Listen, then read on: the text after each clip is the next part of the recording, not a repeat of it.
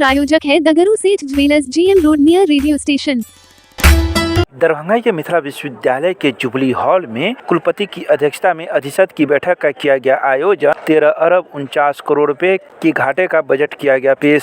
दरभंगा के मिथिला विश्वविद्यालय के जुबली हॉल में कुलपति प्रोफेसर संजय कुमार चौधरी की अध्यक्षता में अधिशत की वार्षिक बैठक का आयोजन किया गया। अधिशत की बैठक में 2026-27 को लेकर वार्षिक बजट पेश किया गया, जिसमें 13 अरब 49 करोड़ रुपए का घाटे का बजट विश्वविद्यालय के वित्तीय परामर्शी के द्वारा पेश किया गया। तो वहीं इस बैठक में मौजूद सदस्यों ने इस बजट को सर्वसम्मति से पास किया और सरकार से इस राशि की मांग की। इसके अलावा मौजूद सदस्यों ने अपनी अपनी बातों को भी रखा। तो वहीं बैठक की अध्यक्षता कर रहे कुलपति को विश्वविद्यालय की कुलसचिव डॉक्टर दिव्या रानी हंसदा के द्वारा पाक चादर एवं बुके देकर स्वागत किया गया और उन्हें सम्मानित किया गया। तदुपरांत बैठक की शुरुआत भी हुई।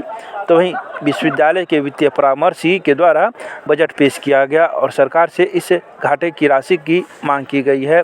आइए सीधे सुनाते हैं क्या कुछ कहते हैं वित्तीय परामर्शी बुधवार के दिन के 10:30 बजे अपने संबोधन में।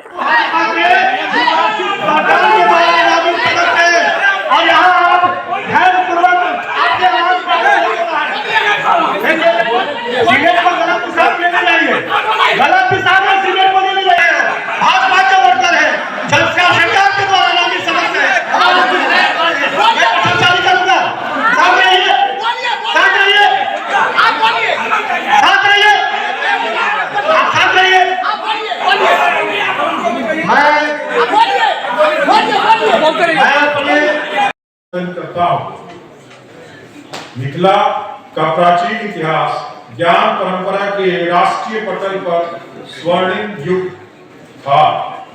मिथिला दर्शन क्षेत्र में भारत का प्रतिनिधित्व कर रहा था। आज भारत विश्व गुरु की जगह पर आगे बढ़ रहा है। ऐसे में मिथिला के छात्र छात्राओं के कंधों पर भी एक बड़ी जवाबदेही है। हम सबों के लिए हर्ष का विषय है कि मिथिला विश्वविद्यालय की स्थापना जिस उद्देश्य के लिए किया गया था, वह इस उत्तर आधुनिक युग में साकार होता दिख रहा है। बिहार के माननीय कुलाधिपति महोदय ने अधिशत की इस बैठक की अध्यक्षता के लिए मुझे अधिकृत किया है। इसके लिए मैं माननीय कुलाधिपति महोदय का हृदय से आभार व्यक्त करता हूँ। आज से ठीक 1 वर्ष पूर्व दिनांक 27 जनवरी 25 को हम लोग इसी सदन में सकारात्मक विमर्श करते हुए विश्वविद्यालय के सर्वांगीण विकास हेतु कई निर्णय लिए थे। राष्ट्रीय शिक्षा नीति 2020 के प्रावधानों के अनुरूप बहुविषयक शिक्षा एवं शोध विश्वविद्यालय के रूप में अपने विश्वविद्यालय को मान्यता मिलने की बात पिछले वर्ष हम लोगों ने की थी। इसी दिशा में अग्रतर कार्य हो चुके हैं।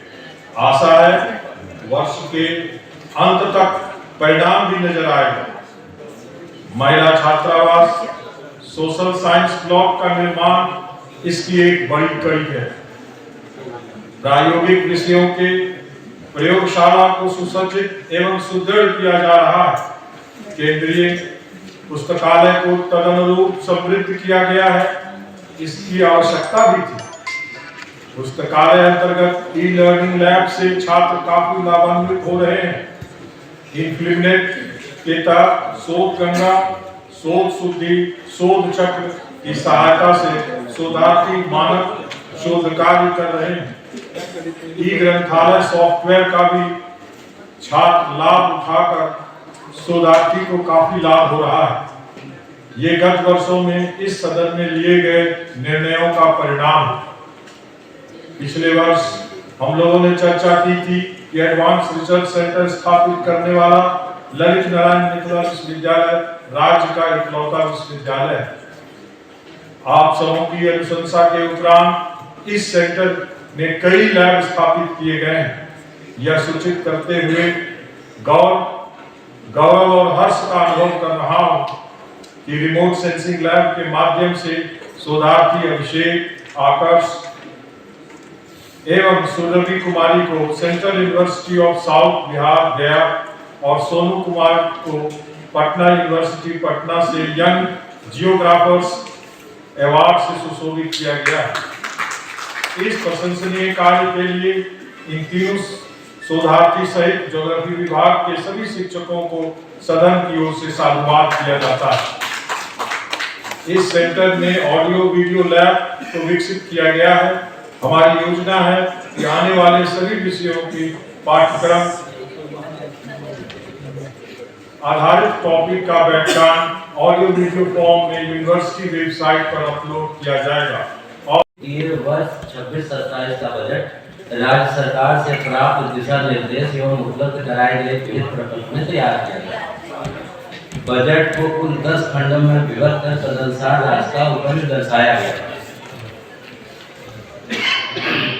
प्रथम खंड, इस खंड में विश्वविद्यालय कार्यालय स्नातकोत्तर विभाग अंगीभूत महाविद्यालय में कार्यरत शिक्षक शिक्षकेतर कर्मचारियों के लिए वेतन आगमन में होने वाले वार्षिक व्यय के साथ साथ न्यू पेंशन स्कीम एनपीएस के अंतर्गत शिक्षक एवं शिक्षकेतर कर्मियों के लिए नियोक्ता अनुदान सहित कुल 2,52,29,25,686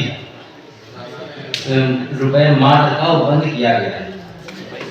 द्वितीय खंड, इस खंड में सेवानिवृत्त कर्मियों के लिए वार्षिक पेंशन, पारिवारिक पेंशन, अनुपयोगित अर्जित अवकाश तथा उपादान के भुगतान के 3,59,92,19,018 रुपए मात्र का उपबंध दर्शाया गया है।